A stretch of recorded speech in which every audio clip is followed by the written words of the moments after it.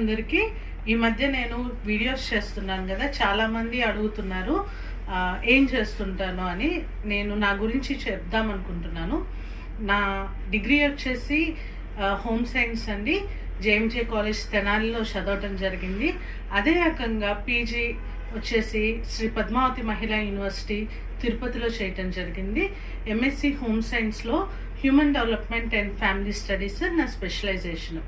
తర్వాత work experience వచ్చేసి నా జాబ్ అంతా కూడా కనుక చూస్తున్నట్లయితే జాబ్స్ అన్నీ కూడా నా వర్క్ ఎక్స్పీరియన్స్ ఎన్జిఓస్లోనే చేయటం జరిగింది. స్వచ్ఛంద సేవా సంస్థలు అని చెప్పేసి అంటూ ఉంటారనమాట. ఫస్ట్ జాబ్ వచ్చేసి పాస్ ఎన్జిఓ తిరుపతిలో చేయటం జరిగింది. అది HIV AIDS prevention project, high risk గ్రూప్స్తో వర్క్ చేయటం జరిగిందనమాట. తర్వాత వచ్చేసి క్యాప్ ఫౌండేషన్ హైదరాబాద్లో వర్క్ చేశాను. అది ఎర్లీ చైల్డ్హుడ్ కోఆర్డినేటర్గా చేయటం జరిగింది. అంగన్వాడీ స్కూల్స్లో ఉండేటటువంటి పిల్లలు, అంగన్వాడీ స్కూల్స్కి infrastructure and technical support provide చేయటం జాబ్ రెస్పాన్సిబిలిటీ.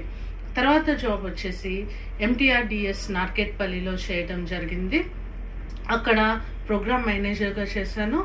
అండ్ అగ్రికల్చర్ ఫార్మర్స్తోని, ఉమెన్ అండ్ చిల్డ్రన్తోని వర్క్ చేయటం జరిగిందనమాట. తర్వాత జాబ్ వచ్చేసి టాటా ఇన్స్టిట్యూట్ ఆఫ్ సోషల్ సైన్సెస్లో కెపాసిటీ బిల్డింగ్ స్పెషలిస్ట్గా ఆంధ్ర, తెలంగాణ అండ్ ఒరిస్సా ఈ 3 స్టేట్స్లో ఉన్నటువంటి హెచ్ఐవి ఎయిడ్స్ కౌన్సిలర్స్కి, అదేవిధంగా కొన్ని సెలెక్టెడ్ అర్బన్ పిహెచ్సిలకి అండ్ ప్రైమరీ హెల్త్ సెంటర్స్లో ఉండేటటువంటి స్టాఫ్ నర్సెస్ అండ్ ఏఎన్ఎంస్కి ట్రైన్ చేయడం జరిగిందనమాట. తర్వాత జాబ్ వచ్చేసి పాత్ ఎన్జిఓలో పబ్లిక్ హెల్త్ కోఆర్డినేటర్గా వర్క్ చేశాను.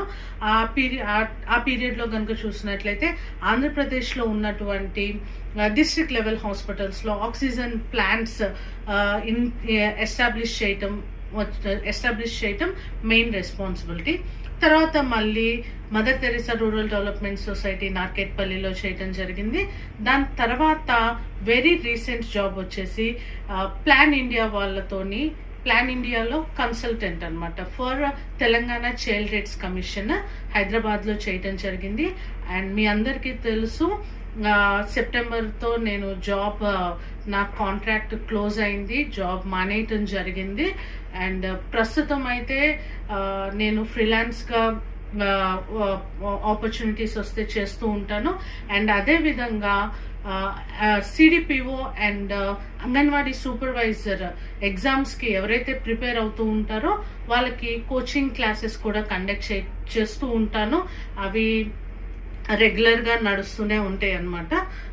This is all about me. Thank you.